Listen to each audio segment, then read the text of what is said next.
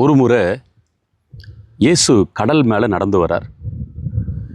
ஆண்டவர் கடலில் நடந்து வர்றதை பார்த்த பேதுரு, நானும் நடந்து வரட்டுமான்னு கேட்குறாரு.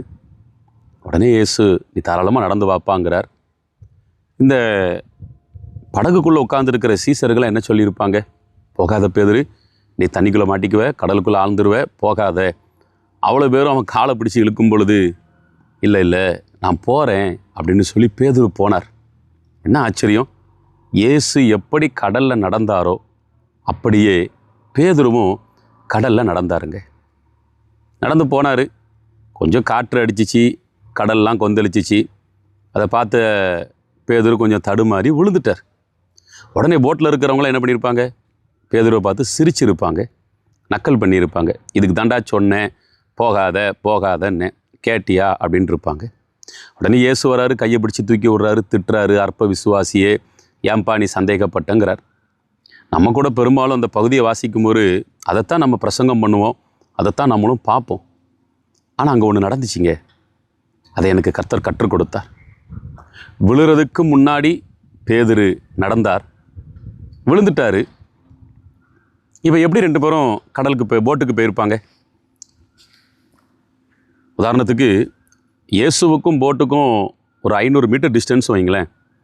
இப்போ பேதுருவை ஆண்டவர் தோளில் போட்டு தூக்கிட்டு போனாரா, இல்லைன்னா ஒரு பந்து மாதிரி அவனை சுருட்டி இங்கேருந்து அங்கே எரிஞ்சாரா? ரெண்டும் இல்லைங்க. எந்த இடத்துல யாருக்கு முன்னால் பேதுரு விழுந்தாரோ அதே இடத்துல கர்த்தர் மறுபடியும் பேதுருவை நடக்க பண்ணினார்.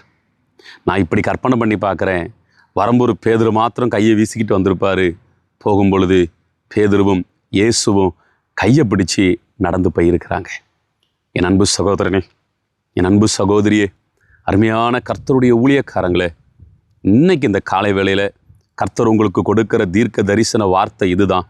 எந்த இடத்துல நீ விழுந்தியோ அதே இடத்துல நான் உன்னை மறுபடியும் நடக்க பண்ணுவேன். திறந்த வாசலை நான் உனக்கு கொடுப்பேன். ஊழியத்துக்கான எல்லைகளை நான் விரிவுபடுத்துவேன். எந்த கண்கள், எந்த காரியங்கள், யாரெல்லாம் உங்களை அற்பமாய் பார்த்தாங்களோ அதே இடத்துல நான் உன்னை மறுபடியும் ஓட வைப்பேன். இன்றைக்கி அப்படிப்பட்ட ஒரு நல்ல காரியத்தை கர்த்தர் உங்களுக்கு செய்ய போகிறார். விழுந்துட்டேன்னு நினச்சி கவலைப்படுறீங்களா? கவலைப்படாதீங்க. விழுந்த இடத்துல உங்களை கர்த்தர் மறுபடியும் இன்றைக்கி நடக்க பண்ண போகிறார். நடக்க மாத்திரம் இல்லை, இனி வர்ற காலத்தில் நீங்கள் ஓட போகிறீங்க. கர்த்தருக்காய் பெரிய காரியத்தை சாதிக்க போகிறீங்க. இனி விழுக இல்லை. ஆண்டவருடைய நாமத்தில் நான் சொல்கிறேன், எழும்பி பிரகாசிக்க போகிறீங்க. கர்த்தர் அப்படியே செய்வாராக. ஆமென்.